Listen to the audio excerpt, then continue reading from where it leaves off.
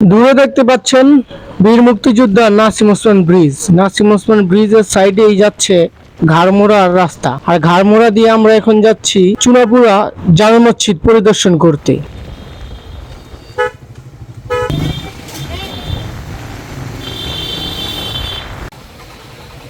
আমরা এখন ঘাড়মোড়া বাজারে আছি। কালকে নারায়ণগঞ্জ খুবই বৃষ্টি হয়েছে, তো বৃষ্টিতে প্রচুর পরিমাণ পানি জমে গেছে। এখন খুবই আস্তে ধীরে এখান দিয়ে যেতে হবে, মানে ঘাড়মোড়া বাজার দিয়েই যেতে হয় সেই ঐতিহাসিক মসজিদের সামনে। মানে ভালো বৃষ্টি হয়েছে, যেহেতু এটা গ্রাম সাইড, ঢালু রাস্তা, তো এখানে পানি জমাটাই স্বাভাবিক। আমরা এই রাস্তা ধরে সামনের দিকে আগাবো, আর কিছুটা সামনেই ঐতিহ্যবাহী সেই মসজিদ, খুবই সুন্দর একটি মসজিদ, আমরাও দেখব এবং আপনাদেরকেও সেটা দেখাবো। আমরা মসজিদের কাছে আইসা পড়ছি, এখন পুরো মসজিদটাকে আপনাদেরকে ঘুরে দেখাবো। ইনশাল্লাহ আমরা পুরো মসজিদটাকে এখন দেখব। এখানে মসজিদটা সম্পর্কে সবকিছু লেখা আছে। চুনাপুরা জামে মসজিদ স্থাপিত 1925 খ্রিস্টাব্দ 1332। তাতে বোঝা যায় যে মসজিদটা কত পুরনো। হ্যালো কাছের মানুষজন, আজকে আমরা আসছি ঘাড়মোড়া চুনাপুরা প্রাচীন ঐতিহ্যবাহী একটি জামে মসজিদের সামনে। এটার নাম হচ্ছে ঘাড়মোড়া চুনাপুরা জামে মসজিদ, এবং এই মসজিদটি খুবই পুরনো এবং খুবই প্রাচীন একটি মসজিদ। এর ডিজাইন, এর কারুকাজ সবগুলোই খুবই অসাধারণ। তো আজকে আমি এই মসজিদটি দেখব এবং আপনাদেরকেও এই মসজিদটি পুরোটা ঘুরিয়ে দেখাবো। আমরা যখন মসজিদের মেইন গেট দিয়ে প্রবেশ করলাম, প্রবেশ করার পরে এইভাবে পুরো মসজিদটার এরিয়া।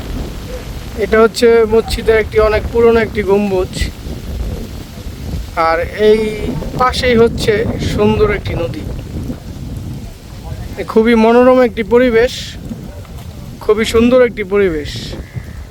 এই মসজিদটির নাম হচ্ছে ঘাড়মোড়া চুনাপুরা জামে মসজিদ। মসজিদটার ডিজাইন এবং পুরো মসজিদটা পুরোটা মিলিয়ে অসাধারণ একটি মসজিদ, এবং খুবই সুন্দর তার ডিজাইন।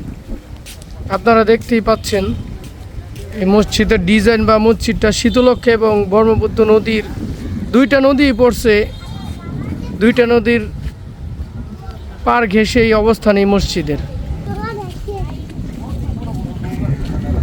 কি সুন্দর একটা ডিজাইন দেখছেন, ওই সময় রাজপ্রাসাদের মতোই ঠিক তার ডিজাইন।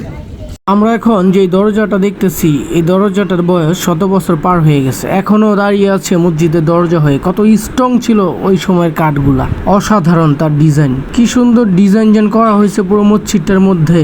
আমি দেখতেছি যত আর ততই অবাক হইতেছি। এখন এই ডিজিটাল যুগে এরকম ডিজাইন তো দেখাটা খুবই মুশকিল। এরকম পাথরের কাজ, এরকম ডিজাইন, এরকম মনোরম পরিবেশে কোথায় কি বানাতে হবে, আগের মানুষজনরা ঠিকই বুঝতেন। নদীর পাড়ে কি সুন্দর একটা মসজিদ, ওই সময় এরকম কাজ করা বা এরকম ডিজাইনের পাথর দিয়ে বানানো ছিল শুধু রাজাদের রাজপ্রাসাদ এবং মন্ত্রী বা বড় বড় পর্যায়ে যারা ছিলেন তাদের বাড়িঘরগুলা এরকম ছিল। সাধারণ কৃষক বা প্রজা তাদের বাড়িঘর কিন্তু এরকম ছিল না, খুবই সাধারণভাবে বানানো ছিল তাদের বাড়িঘরগুলা। কিন্তু এই মসজিদটা রাজপ্রাসাদের মতন। যিনি বানিয়েছিলেন তিনি একজন মহান ব্যক্তি, খুব ভালো মনের একজন মানুষ ছিলেন।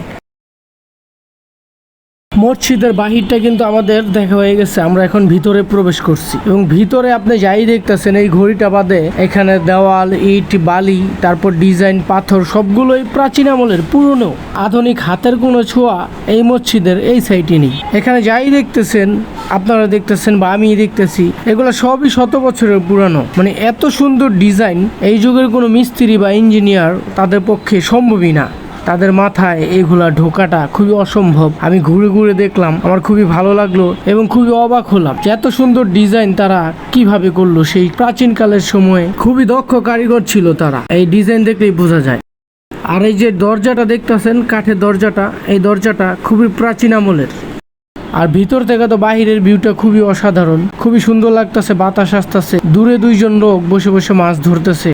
আসলে যারা মাছ ধরে, মাছের প্রতি যাদের নেশা, তারাই বোঝে এটার কি মজা।